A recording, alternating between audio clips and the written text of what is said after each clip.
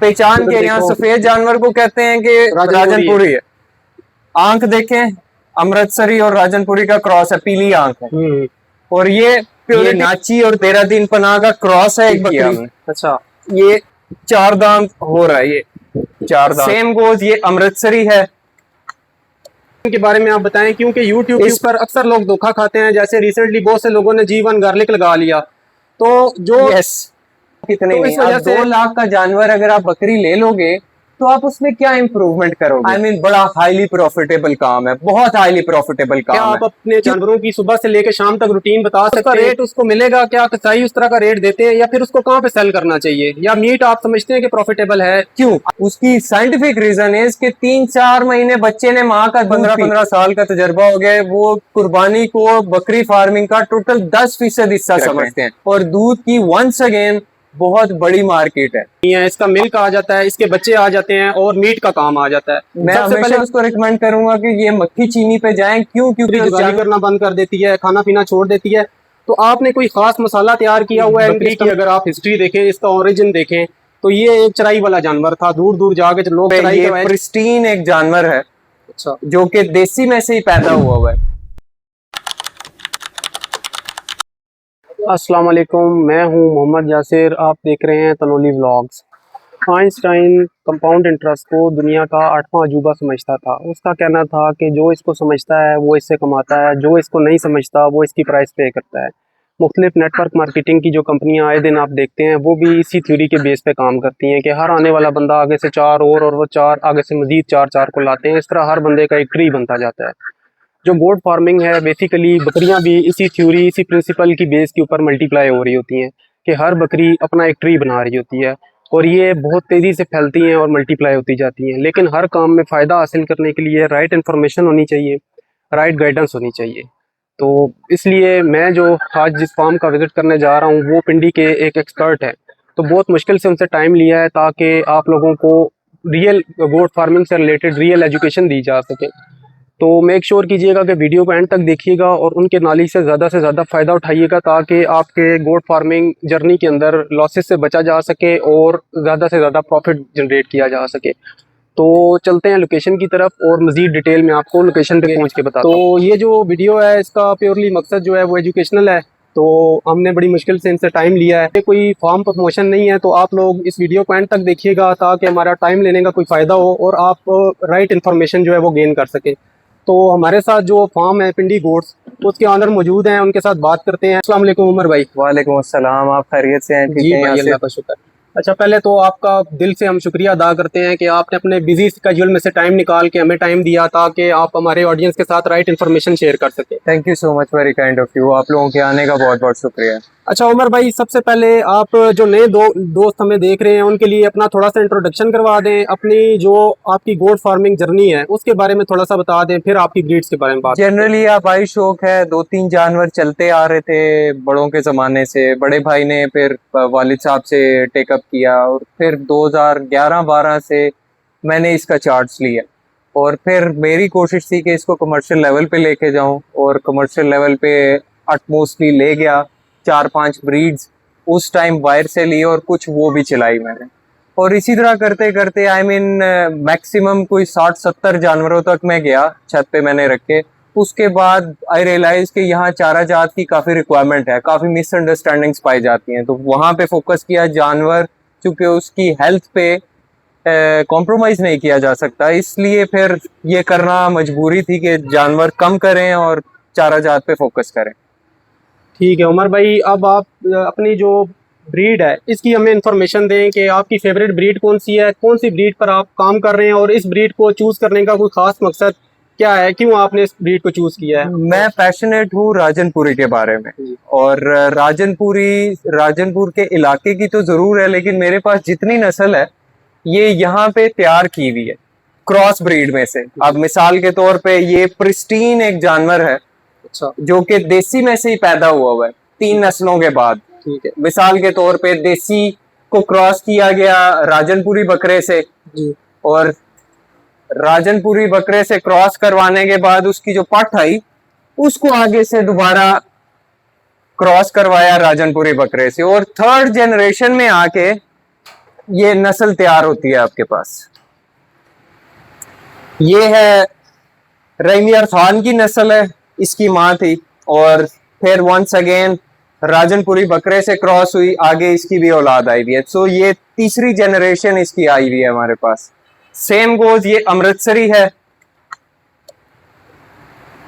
इस पे भी राजनपुरी लगा, राजनपुरी के बच्चे आए ये, और ये ऐसा नहीं है कि ये फ्रेश जानवर है, इसका 6वां सूआ है। आपके पीछे जो बकरी है राजनपुरी, ये इसका कोई 5वां सूआ पेट में है। ये नाची और 13 दिन पनाह का क्रॉस है एक बकरी, और इसका माशाल्लाह 10वें सूए के लिए तैयार है, तैयार कर दी है, और अब ये गबन करवानी है, अल्लाह खैर रखे। ये इनके पिछले सूए के बच्चे हैं, इस सूए के बाहर। अच्छा उमर भाई, ये बताएं कि अब खुराक के बारे में बात करते हैं। आप जैसे कि मैं देख रहा हूँ कि आपने स्टॉल फीडिंग पे रखे हुए हैं, जी, आप स्टॉल फीडिंग को रिकमेंड करते हैं या ग्रीन चारे अभी आप कहते हैं कि उसके ऊपर भी मैनेजमेंट के साथ पाला जा सकता है जानवर को? ये डिपेंड करता है कि आपकी कैपेसिटी कितनी है। आई मीन स्टॉल फार्मिंग पे सबसे बड़ा जो प्लस पॉइंट है वो ये है कि आपका बीमारी का जो अखराजात हैं वो नील हो जाते हैं, ना होने के बराबर है। नंबर 1। नंबर 2 इज के मैनेजेबल है, कॉस्टली तो पड़ जाते हैं आपको, लेकिन जानवर उस हिसाब से प्रोडक्टिविटी आपको दे देता है कि आप उसके बच्चे या दूध बेच के आराम से उससे मुनाफा हासिल कर सकते हैं। अच्छा उमर भाई, ये हमने देखा है कि बकरी की अगर आप हिस्ट्री देखें, इसका ओरिजिन देखें, तो ये एक चराई वाला जानवर था। दूर दूर जाके लोग चराई, ये दूर जाके चराई करती थी। ऐसा ही स्टॉल फीडिंग के ऊपर इसकी फिजिकल एक्टिविटी थोड़ी सी कम हो गई, उसकी वजह से प्रॉब्लम ये आए कि इनका, क्योंकि स्टॉल फीडिंग में खुश खुराक दी जाती है तो अक्सर लोगों को नॉलेज नहीं होता, इसमें फाइबर की थोड़ी कमी होती है। तो स्टॉल फीडिंग के ऊपर इनकी फिजिकल एक्टिविटी कम होने की वजह से इनके स्टमक के इश्यूज आते हैं। अक्सर नए फार्मर फेस करते हैं, बकरी जुगाली करना बंद कर देती है, खाना पीना छोड़ देती है। तो आपने कोई खास मसाला तैयार किया हुआ है इनके स्टमक इश्यूज के लिए? अगर किया है तो उसके इंग्रेडिएंट्स बता दें ताकि लोग फायदा उठा सके। कोई लंबा चौड़ा मामला नहीं है, ये सिंपल है। आप अपने किचन को देखें, आपके किचन में 4 अज्जा मौजूद हैं: धड़ा मिर्च, काली मिर्च, हल्दी, हालियों, नमक। ये 4-5 मसाले, इनकी हिस्टोरिकल इंपॉर्टेंस अगर आप उठा के देखें तो ये खाने में इस्तेमाल ही इसीलिए किए जाते थे कि हमारे जो मैदे के एंजाइम्स हैं वो एक प्रॉपर फंक्शनैलिटी के साथ खुराक को डिस्पोज ऑफ करते रहे। वही जानवरों में वनडे का हिस्सा बना के रखते हैं हम, तो जानवर में कोई इश्यूज किसी किस्म के नहीं आते। आप जानवरों का बॉडी स्कोर देखें, ये इस कॉनोटेशन को एग्जाम्पलीफाई करता है। ये जानवर, चाहे आप बच्चे देख लें, पट्ठे देख लें, फुल ग्रोन बकरियां देख लें, या आने वाले बच्चे देख लें। सर आपने बड़ी अच्छी इन्फॉर्मेशन दी है। ये जो इंग्रेडिएंट्स आपने बताए ये इक्वल मिकदार में सारे मिक्स करके रख लें और डेली बेसिस पे इनको यूज करवाएं, या आप डेली बेसिस में भी इस्तेमाल कर सकती हैं। मैं थोड़ा सा घबराता हूँ आई मीन कि वनडे के अलावा चीज देते हुए, तो मैं इन चीजों को वनडे का ही हिस्सा बना के रखता हूँ। आई मीन इन टोटल चीजों को अगर आप 100 किलो वंडा बना रहे हैं तो उसका 0.5% आप ये टोटल सारी चीजों का वनडे का हिस्सा बना लें। अल्लाह अल्लाह खैर सलाह, आपके जानवर में इश्यूज नहीं आएंगे। अच्छा सर, ये बताएं कि ज़्यादातर हमने पठवार रीजन में देखा है लोगों को कि वो मक्खी चीनी बकरी रखते हैं, क्योंकि जो इस एनवायरनमेंट में राजनपुर या दूर बाहर के इलाकों की बकरियां सस्टेन नहीं करती। तो आपके पास ये पानी के इश्यूज आए हैं स्टार्ट में, या आप इजीली इनको मैनेज कर लिया आपने, या दूसरे इलाकों की बकरी लेना आप रिकमेंड करते हैं या नहीं रिकमेंड करते? बिल्कुल। आई मीन मैं अपने आप को अलग इसलिए रखता हूँ कि मैं डिफिकल्ट ब्रीड पे काम करना पसंद करता हूँ, कि जो जानवर एटलीस्ट मुझे चैलेंज कर सके। मक्खी चीनी बहुत अच्छा जानवर है, लेकिन आसान जानवर है कंपैरेटिवली। अगर कोई नया फार्मर है तो मैं उसे कभी रिकमेंड नहीं करूंगा कि राजनपुरी पे आए। वो मैं हमेशा उसको रिकमेंड करूंगा कि ये मक्खी चीनी पे जाएं। क्यों? क्योंकि उस जानवर की कुव्वत मुदाफत पटवार के रीजन के हिसाब से बहुत अच्छी है। कंपैरेटिवली ये जानवर आपको ज्यादा तंग करेगा, हसास है ये जानवर। यस, अगर आप 10-12 साल का एक्सपीरियंस असरटेन कर लें तो फिर आप जरूर जाएंगे, बिकॉज इसकी मार्केट वैल्यू को, राजनपुरी की मार्केट वैल्यू को कोई और दूसरी ब्रीड कंपीट नहीं कर सकती। ठीक है सर उमर, ये बताएं कि जो जब हम प्रॉफिट की बात करते हैं बकरी में तो मेनली 3 चीज़ें आती हैं। इसका मिल्क आ जाता है, इसके बच्चे आ जाते हैं, और मीट का काम आ जाता है। सबसे पहले मिल्क की बात करते हैं। मिल्क के बारे में अपने एक्सपीरियंस पे हमारे व्यूवर्स को एजुकेट करें कि मिल्क की मार्केट कितनी डेवलप है, और ये मिल्क को सेल करना कोई चैलेंज है या इजीली सेल हो जाता है, और उसकी यहाँ पे जो मिल्क की यूजेज है वो किस हिसाब से आप मैनेज करते हैं? क्या आप ये काम कर रहे हैं? मिल्क जोन सा है, पहले आपको अगर आपके रीजन में पहले से काम नहीं हुआ हुआ तो आपको उसकी डिमांड पैदा करनी पड़ेगी, लोगों को बताना पड़ेगा, लोगों को एजुकेट करना पड़ेगा। अब हमारे यहाँ मैं अपनी अगर एग्जांपल दूं तो मेरे पास अगर 10 जानवर भी हैं, 10 बकरियां भी हैं और फी बकरी मुझे 1-1 किलो दूध भी बचा के देती है, यानी 10 लीटर मेरे पास दूध रोज का इकट्ठा होता है, तब भी जो सदकाबाद की डिमांड है वो मैं मीट नहीं कर सकता। मैं ट्रैफिक चैनल करता हूँ खन्नापुल से पार 2-3 फार्म्स की तरफ, यस जो कुछ मेरे पास बचता है वो बेचते जरूर है। 750 रुपए किलो यहाँ आराम से दूध बिकता है बकरी का, और मैं प्रोबेबली सबसे कम रेट पिंडी में मैंने रखा हुआ है कि मैं इतने पे बेच रहा हूँ। बाकी हर जगह एक्सपेंसिव है, लेकिन इसका ये मतलब नहीं है कि वो एक्सपेंसिव दे रहे हैं, इसका ये मतलब है कि उनकी लागत ज्यादा आ रही है दूध पे। सो अपने हिसाब से वो वैल्यू ठीक ऐड कर रहे हैं जानवर की, और दूध की वैल्यू ठीक रख रहे हैं। और दूध की वंस अगेन बहुत बड़ी मार्केट है, आप उसको पंच नहीं कर सकते। इवन कि अगर आपके पास 50 बकरियां प्रोडक्टिव भी हैं 1-1 किलो दूध देने वाली, तब भी आप मार्केट को कैप्चर नहीं कर सकते फुली। अच्छा सर, अब इसके दूसरे पॉइंट पे आ जाते हैं। प्रॉफिट जनरेटिंग का जो दूसरा मैकेनिज्म है वो बच्चों पे है। तो सबसे ज़्यादा इंपॉर्टेंट होता है बच्चों को बचाना। बच्चे के आने से पहले और बच्चा आने के बाद शुरू के कुछ दिन वो क्या प्रिकॉशनरी मेजर्स होते हैं, और बच्चों को कब सेल करना चाहिए? क्या आप समझते हैं कि बच्चों को सेल करने वाला जो काम है वो ज़्यादा प्रॉफिटेबल है, या बच्चों को पाल के सिर्फ कुर्बानी पे सेल करना चाहिए?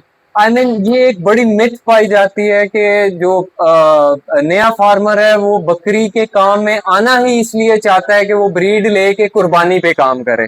हमारे नजदीक जिनका आई मीन 15-15 साल का तजर्बा हो गया है, वो कुर्बानी को बकरी फार्मिंग का टोटल 10% हिस्सा समझते हैं।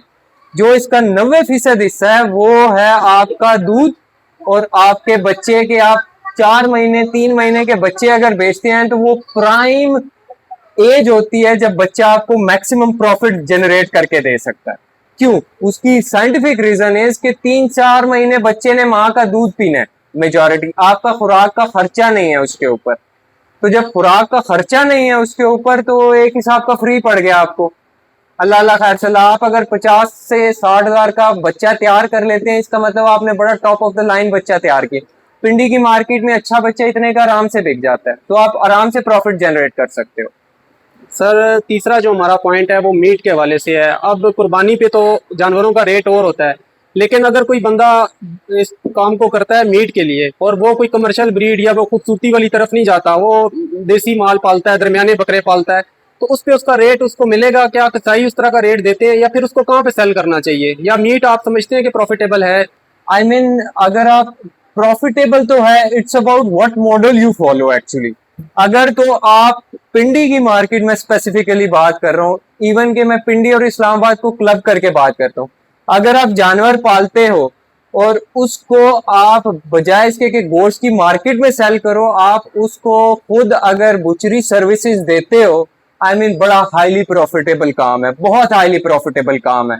क्यों? क्योंकि आप एंड कंज्यूमर को हिट कर रहे हो। आप दरमियाने बंदे को यानी बुचर को जिस टाइम इन्वॉल्व करोगे, you won't be looking at profit. ये बात सीधी है, ये कोई मिथ नहीं होनी चाहिए इसमें। यस, आप हलाल करके बकरा खुद उसका ताजा गोश्त बेच सकते हैं, तो बड़ा हाईली प्रॉफिटेबल काम है, स्पेशली पिंडी इस्लामाबाद के रीजन में। अच्छा सर, ये बताएं कि बहुत से लोगों को एक क्यूरियोसिटी होती है कि ये जो एक्सपीरियंस्ड गोट फार्मर हैं इनकी बकरियों की क्या रूटीन होती है, ये कोई हिडन खुराक देते हैं, क्या देते हैं? तो जो नए फार्मर हैं या जो अभी जिन्होंने फार्मिंग स्टार्ट कर दी है, उनके लिए आप एजुकेशनल पर्पज़ के लिए क्या आप अपने जानवरों की सुबह से लेकर शाम तक रूटीन बता सकते हैं कि आप इनको क्या देते हैं सुबह, दिन, दोपहर को और शाम को? वंस अगेन ये भी एक मिथ है कि जो पुराने लोग हैं वो शायद कुछ लुका छुपा के कुछ देते हैं। इट्स नॉट अबाउट कि आप क्या खिला रहे हो। जनरली फील्ड का मेरा तजर्बा यही है कि इट्स अबाउट आप कैसे खिला रहे हो। 2 टाइम खुराक देनी चाहिए। बकरी है ना, इसके अंदर 4 पेट हैं, 4 पेट हैं, अल्लाह ने इसके अंदर स्टोरेज रखी है।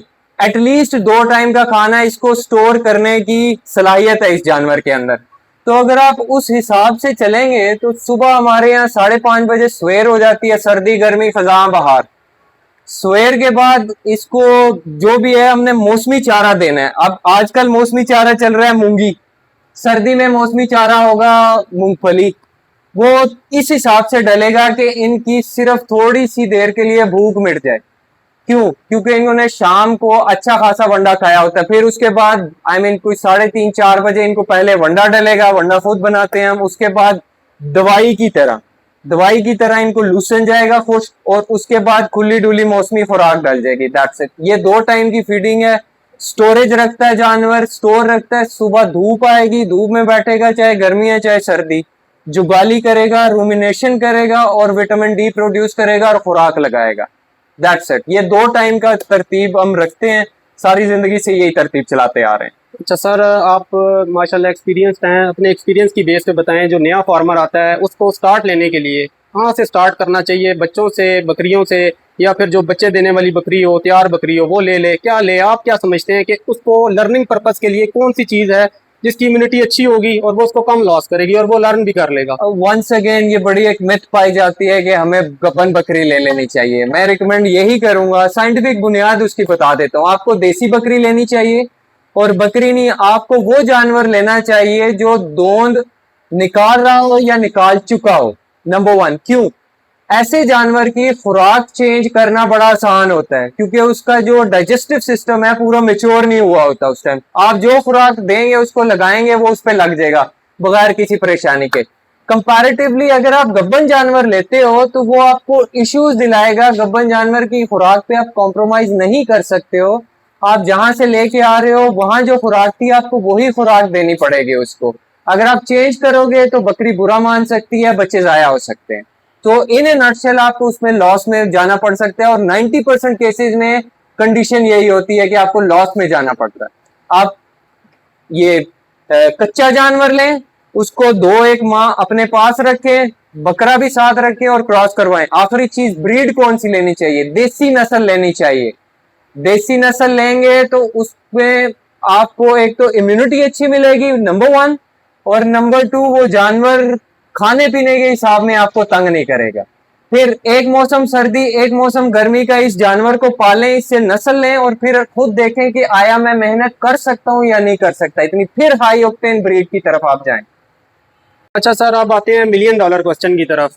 वो मिलियन डॉलर क्वेश्चन ये है कि सर, बहुत से यूट्यूब के ऊपर हम वीडियो देखते हैं कि गल्फ कंट्रीज़ को छोड़ें, सऊदीया दुबई को छोड़ें, पाकिस्तान में गोट फार्मिंग करें। तो सर, इस स्टेटमेंट को आपने कंक्लूड करना है कि क्या आप इसको टोटली रिजेक्ट करते हैं, या आप इनको कुछ कंडीशंस के साथ आप समझते हैं कि ऐसा पॉसिबल भी है? अगर वो कुछ कंडीशंस हैं तो उन कंडीशन के बारे में आप बताएं, क्योंकि यूट्यूब के ऊपर अक्सर लोग धोखा खाते हैं। जैसे रिसेंटली बहुत से लोगों ने G1 गार्लिक लगा लिया, तो जो तो इस वजह से आपके पास मैं आया हूँ राइट इन्फॉर्मेशन लेने के लिए कि आप ये समझते हैं कि कोई बंदा गल्फ छोड़ के आ जाए और वो इतना बड़ा एक कदम उठा ले, तो वो इस काम में जितना करोड़ों लाखों बताए जाते हैं उतना जनरेट भी कर सकता है? या तो आप टोटली स्टेटमेंट को रिजेक्ट करेंगे? अगर आप इसको ओन करते हैं तो फिर आपने साथ हमें ये कंक्लूड करके देना है कि ये स्टेटमेंट कैसे ठीक हो सकती है, मतलब ये ऐसा पॉसिबल है या नहीं है? ऐसा पॉसिबल सिर्फ एक सूरत में है, अगर आप अपने हाथ से काम कर सकते हो। अगर आप मुलाजिम रखोगे, चाहे आप जितने मर्जी कैपेसिटी बिल्ड की हुई है बकरी फार्मिंग में, अल्टीमेटली आप लॉस में जाएंगे। Simple as that. क्यों? अपनी कैपेसिटी बिल्ड करना क्यों जरूरी है? मैं अपने हाथ से काम करता हूँ, और जहां आपको कामयाब फार्मिंग नजर आएगी, वो लोग अगर हाथ से काम नहीं करते तो एटलीस्ट उनको दस्तरस हासिल है कि जानवर के इश्यूज क्या हैं। वो अगर नौकर पे रिलाई करेंगे कि नौकर पाल के देगा, सारा कुछ करके देगा, तो नहीं, ऐसा मुमकिन नहीं है। फिर आप अगर गल्फ में हैं तो आपको गल्फ की नौकरी या वहां पे बिजनेस ज्यादा सूट करता है कंपैरेटिव टू बकरी फार्मिंग। आप आए, अपनी कैपेसिटी बिल्ड करें, काम सीखें, और बतदरीज काम को बढ़ाएं। 2, 4, 6, 8, 10, 12, 14, 18, 22, 26 लेके जाएं जानवर, ना कि 40 से शुरू करें और 40 से उल्टी गिनती शुरू करें, 20 तक आए आप। ऐसे नहीं होना चाहिए, ये बतदरीज बढ़ाना चाहिए आपको काम। चलें सर, ये मतलब आप इस स्टेटमेंट को किसी हद तक ओन भी करते हैं। अब ये जी सर, अब ये बताएं कि जो इस तरह के लोग आना चाहते हैं, इन्वेस्टमेंट करना चाहते हैं, उनको बकरियां कहाँ से बाय करनी चाहिए? अक्सर ये भी एक मिथ है कि मंडी में अक्सर बीमार जानवर ही आता है, या वो मंडी से बाय करें, या फार्म से बाय करें, या दूसरे इलाकों से जाके बाय करें। आप क्या रिकमेंड करते हैं? मंडी से बाय करना है आपने। Simple is that, for simple one reason कि वहां भूखा पेट भी आता है, प्यासा पेट भी आता है, और भरा हुआ पेट भी आता है। अगर आप तजर्बाकार बंदे हैं, अगर आप बीमार जानवर लेके आ रहे हैं, तो इसका मतलब आपके पास वो आंख नहीं है देखने वाली। जो बेचने वाला है मैं उस पे नहीं जाता। आई मीन वो उसके दीन ईमान का मामला है जिस पे कमेंट नहीं करना चाहिए। आपके पास वो आंख होनी चाहिए देखने वाली कि आया ये जानवर मेरे लिए, मैं इसमें कितनी इम्प्रूवमेंट कर सकता हूँ कितनी नहीं। आप 2 लाख का जानवर अगर आप बकरी ले लोगे तो आप उसमें क्या इम्प्रूवमेंट करोगे, कैसे करोगे, ये अपने आप से पूछना है। मैं इसमें नहीं इनपुट देता। जो आप 30-35 हजार की बकरी दे लेके आ रहे हो उसमें कैपेबिलिटी है कि आप उसको 70-80 हजार या लाख रुपए का जानवर बना सकते हो। 2 लाख के जानवर को आप कहाँ ले जाओगे मैक्सिमम? आई मीन ये आपने अपने आप से पूछना है जो जा रहे हैं लेने मंडी से या फार्म पे जा रहे हैं, ये अपने आप से पूछना है। ठीक है सर उमर, अभी आप हमें अपने ब्रीडर भी चेक करवाएं और मजीद फिर आपके के साथ डिजीजेस के बारे में बात करते हैं। तो Please. अभी जरा आपके ब्रीडर वाले कॉर्नर पे चलते हैं। प्लीज। माशाल्लाह, अल्लाह पाक नजरे बद से बचाए, बहुत प्यारे ब्रीडर हैं आपके पास माशाल्लाह। जजाकल्ला भाई। ये छोटे हैं अभी हमारे हिसाब पे ना, ये बच्चा अभी दोन शायद निकाल रहा हूँ, ये दोंदा है, फ्रेश दोंदा हो रहा है अभी। अच्छा माशाल्लाह। हम ब्रीडर कहते हैं अभी, ये लगेगा बकरियों पे। अभी जिसकी ब्रीड आई है वो कुर्बानी पे सेल किया हमने। अच्छा ये 4 दांत हो रहा है, ये 4 दांत हो रहा है बच्चा। माशाल्लाह माशाल्लाह। ये आपने राजनपुर से लिए थे, बच्चे लिए हैं या ये नहीं आपकी नहीं होम नहीं ब्रीड है? नहीं, ये अपनी होम ब्रीड है। इसकी माँ ऊपर सफेद बकरी है, वो जो भी हमने दिखाई है। यस। और ये अमृतसरी और राजनपुरी का क्रॉस है। पहचान के यहाँ सफेद जानवर को कहते हैं कि राजनपुरी है। आंख देखें, अमृतसरी और राजनपुरी का क्रॉस है, पीली आंख है।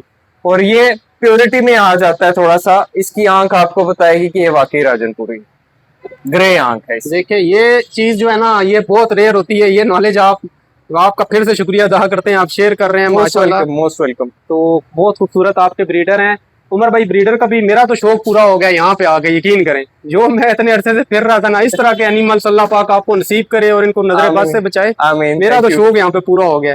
अच्छा आप मुझे थोड़ा सा डिवर्मिंग के बारे में बताएं। आप डिवर्मिंग कितने टाइम बाद करते हैं? बूस्टर डोज कब लगवानी चाहिए? आप करते हैं रेगुलर डिवर्मिंग या नहीं करते? थोड़ा सा आई मीन स्टॉल फार्मिंग पे आपको जनरली जो डिवर्मिंग है उसका एक एडिशनल बेनिफिट यही है कि आपको बड़ी कम जरूरत पेश आती है। बकरियों के साथ जनरली हम जो डिवर्मिंग का प्रोटोकॉल फॉलो करते हैं, बकरियों ने बच्चे दे दिए हैं तो उसके बाद हम अंदाजन कोई 15 दिन 16 दिन बाद जब बकरी साफ हो जाती है तो फिर हम उसकी डिवर्मिंग करते हैं। पहले डिवर्मिंग हमेशा डिफरेंट फार्मूलाज इस्तेमाल करने चाहिए। एक हमेशा वो इस्तेमाल करें जो पेट की कीड़ों को, आंत के कीड़ों को टारगेट करे। जैसे फॉर्मुलेशन बता रहा हूँ मैं, किसी कंपनी का नाम नहीं बताता, फॉर्मूलाज मैं बता देता हूँ। फेनबेंडाजोल हो गया, ऑक्सफेंडाजोल हो गया, और बस यही है। और दूसरी जो 7 से 10 दिन बाद आपको देनी है वो जिगर ओरिएंटेड। लोग भूल जाते हैं कि की रोल है जिगर का आपके बकरे या बकरी की वेलबींग में, उसकी खुराक की एब्जॉर्प्शन में और मिनरल्स की प्रोडक्टिविटी में। सो लिवामिसोल एक एलिमेंट आता है, पंच में आता है, निल्जान प्लस में आता है, वो लाजमी इस्तेमाल करनी चाहिए। दूसरी डिवर्मिंग के 5 से 6 दिन बाद आपको खाल वाला, चमड़े वाला टीका लाजमी इस्तेमाल करना चाहिए। आइवरमेक्टिन इस्तेमाल कर सकते हैं। अगर जानवर गब्बन है तो फ्लोरामेक्टिन इस्तेमाल कर सकते हैं। आइवरमेक्टिन भी गब्बन जानवर में इस्तेमाल हो सकता है लेकिन उसकी प्रिकॉशनरी मेजर्स हैं कुछ। अच्छा सर उमर ये बताएं कि जो डिजीजेज हैं पठवार रीजन में सबसे ज्यादा कौन सी डिजीज आती है और वैक्सीन का आप क्या शेड्यूल फॉलो कर रहे हैं? जनरली अब अगर हम अपने रीजन को देखें तो वेदर को पहले देखेंगे। हमारे यहाँ सर्दी में भी अक्सर औकात गर्मी हो जाती है और गर्मी में भी सर्दी हो जाती है, यानी टेम्परेचर्स की फ्लक्चुएशन बहुत ज्यादा है। तो उस हिसाब से जो जानवरों को सबसे ज्यादा तंग करता है वायरस, वो या तो नजले जुकाम का है, बुखार का है, या नमूनिया का है। जानलेवा मर्ज हमेशा नमूनिया ही यहाँ पे आया है। दूसरे नंबर पे ईटीवी आती है ज्यादा यहाँ पे। तो क्या करना चाहिए? नजला जुकाम, बुखार और नमूनिया से बचाव के लिए साल में 2 बार वैक्सीन करनी चाहिए। प्राइवेट सेक्टर प्रोड्यूस नहीं करता, गवर्नमेंट सेक्टर में सिर्फ नमूनिया की वैक्सीन प्रोड्यूस होती है। 4 आने की वैक्सीन है। इवन आप गवर्नमेंट हॉस्पिटल में चले जाएंगे अपने डिस्ट्रिक्ट के, अपने लोकेलिटी में, हर जगह गवर्नमेंट के हॉस्पिटल्स मौजूद हैं। आपको जाके साल में 2 बार लाजमी करवानी चाहिए। अगर आप ये करवा लेते हैं तो आप बड़े मेजर थ्रेट से अपने जानवर को पाक कर लेते हैं। सेकंड, ईटीवी की जो वैक्सीन है गवर्नमेंट लेवल पे भी प्रोड्यूस होती है और प्राइवेट सेक्टर भी प्रोड्यूस करता है, और वो 2 आने की वैक्सीन है। प्राइवेट सेक्टर में भी ले लेंगे, लाइव नहीं होती, फ्रिज में स्टोर कर सकते हो। आप एक बार लगाओ, फ्रिज में रख लो, दोबारा जब आप 3 महीने बाद इस्तेमाल करना चाहते हो दोबारा कर लो। ये 2 वैक्सीन है, प्लस एडिशनली अगर आप पीपीआर की वैक्सीन भी कर लेते हो, उसको चूंकि महंगी वैक्सीन है, 3,500 से 4,000 की आती है, गवर्नमेंट लेवल पे 4 आने की वैक्सीन है, वो अगर आप गवर्नमेंट लेवल पे करवा लो तो बहुत अच्छी बात है। अदरवाइज आप किसी डॉक्टर के साथ लाइन अप कर लें कि वो 100 जानवर की वैक्सीन ले ले और अहले इलाका में पूरे जानवरों को इकट्ठा करके वैक्सीन वहां पे इस्तेमाल हो जाएगी। ऐसे आपको जानवर की जो वैक्सीन है पीपीआर की वो सस्ती पड़ेगी। इन ए नटशेल 3 वैक्सीनें जरूर करवाएं पोटवार के रीजन में, ईटीवी, निमोनिया, पीपीआर। आप बड़े जो बीमारियां हैं उनसे बच जाएंगे। बाकी नजले जुकाम के लिए आपको उसी तरह जानवर को डील करना है जिस तरह आप अपने आप को बीमारी में डील करते हो या अपने बच्चों को डील करते हो। जो दवाई आप अपने लिए इस्तेमाल करते हो वही जूनोटिक दवाई आप जानवर के लिए भी इस्तेमाल कर सकते हो। That's it. ये बड़ा आसान सा मामला है अगर आपने वैक्सीनेशन को कवर किया हुआ है। That's it. अच्छा उमर सर, ये बताएं कि जो भी गोट फार्मिंग लोग स्टार्ट करते हैं तो 80% लोग लॉस करके छोड़ देते हैं। आप माशाल्लाह अच्छे लेवल पे स्केल किया हुआ है आपने अपना बिजनेस, अल्लाह पाक और बरकत डाले, अच्छे लेवल पे कर रहे हैं। तो स्टार्ट में आपको भी लॉस फेस करना पड़ा या सीखने की प्राइस पे करनी पड़ी थी? सीखने की प्राइस इसलिए शायद मुझे फेस नहीं करनी पड़ी या मेजर लॉसेस मैंने इसलिए फेस नहीं किए क्योंकि मैंने गोरे को देखा कि वो क्या करता है। पहले मैंने अपने लोकल मॉडल्स फॉलो नहीं किए। गोरा पहले अपनी कैपेसिटी बिल्ड करता है, अपने आप को एजुकेट करता है, तो मैंने वही मॉडल लिया। मैंने किताबें पढ़ी, मैंने करिकुलम पढ़े और उसके बाद मैंने इस काम में बतदरीज घुसा। मिसाल के तौर पे बतदरीज का उससे मुराद है 2 जानवर अगर मैंने लिए, उनको ठीक ठाक किया, 2 महीने बाद मैंने 1 जानवर या 2 जानवर इस्तात के मुताबिक 2 और ले लिए। इस तरह बतदरीज आप जब इजाफा करते जाओगे तो आप स्केल अच्छा कर लेते हो। लॉस कहाँ होता है? लॉस वहां होता है जब आप कहते हो कि जानवर लाएं और अब सीखना शुरू करें।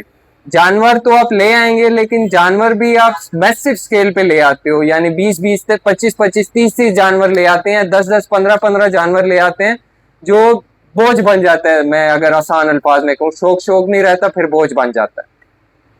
अच्छा सर उमर, आपने माशाल्लाह अच्छे लेवल पर गोट फार्मिंग की और आपका एक्सपीरियंस भी माशाल्लाह बहुत अच्छा है। तो ये बताएं कि जब आपने स्टार्ट किया था और आपको कोई ऐसी चीज़ 2-3 साल बाद समझ आई हो जो आपको लगता हो कि यार ये मुझे पहले समझ आ जानी चाहिए थी, तो ऐसा कुछ गाइड कर दें नए फार्मर्स को ताकि वो जो है ना वो चीज़ सीख लें। क्योंकि एक्सपीरियंस का यही फ़ायदा होता है कि बंदा एक्सपीरियंस वाले लोगों के पास जाता है तो वो चीज़ जो उसको 4-5 साल बाद समझ आनी है वो पहले समझ आ जाती है। तो एक ऐसा कोई की पॉइंट बता दें जिस पे लाजमी ये फॉलो करना चाहिए नए गोट फार्मर को। 2 चीजों पे इन्वेस्टमेंट हमेशा करें और उस पे कॉम्प्रोमाइज ना करें। अच्छी खुराक, अच्छी सफाई। हम सफाई पे तवज्जो नहीं देते हैं। अक्सर औकात 80% बीमारी जानवर को सफाई ना होने की वजह से लगती है और फार्म से ही लगती है। जुए चिचड़ वहीं से पैदा होते हैं। अच्छी खुराक देंगे तो बिलीव मी कि चौपाया जो उनसे अल्लाह ने तख्लीक इसीलिए किया कि वो आपको रिटर्न उस पर हाई देगा। 150 रुपया जानवर खा जाएगा, बकरी या बकरा खा जाएगा, और 150 के हिसाब में बकरी आपको हाई यील्डिंग एनिमल बन के दिखाता है अगर आप अच्छा उस पर इन्वेस्टमेंट करते हो। हाई रिटर्न्स देता है आपको। सो 2 चीजें कभी नहीं भूलना, अच्छी खुराक, अच्छी सफाई, इन पे फोकस करना है आपने। अच्छा सर, आपसे अब लास्ट क्वेश्चन करते हैं। माशाल्लाह आपका काफ़ी हमने टाइम ले लिया है, तो सर ये हमें बताएं कि कुछ लोग कहते हैं कि टेडी पालना चाहिए, बच्चे ज़्यादा देता है, कुछ लोग कहते हैं बीतल पालना चाहिए कि बच्चा उनका बॉडी स्कोर ज़्यादा होता है। तो आपकी नज़र में बेहतर ब्रीड कौन सा है? ज़्यादा बच्चे लेने चाहिए या बच्चे कम आए और वो क्वालिटी वाले हों? आई मीन आपको मार्केट के हिसाब से काम करना चाहिए। अब मैं आपको एक छोटी सी मिसाल देता हूँ। ये बच्चे आपके सामने खड़े हुए हैं। अब मैं इनके साथ अगर एक अमृतसरी जानवर खड़ा कर देता हूँ, बड़ा गबरू जवान, और मार्केट में बाहर निकाल देता हूँ कि ये भी बेचना है और वो भी बेचना है, तो मार्केट हमेशा राजनपुरी पे आएगी। मैं अपनी मार्केट की बात कर रहा हूँ, मैं साहिवाल या फैसलाबाद की मार्केट की बात नहीं कर रहा। मेरी जो मार्केट है वो राजनपुरी को हाथों हाथ ले लेगी, टिकट की तरह ले लेगी। सो मैं हमेशा ये रिकमेंड करूंगा कि आप उस ब्रीड पे काम करें जिसकी मार्केट में रिक्वायरमेंट है, मार्केट में वो टिकट की तरह बिक सकता है।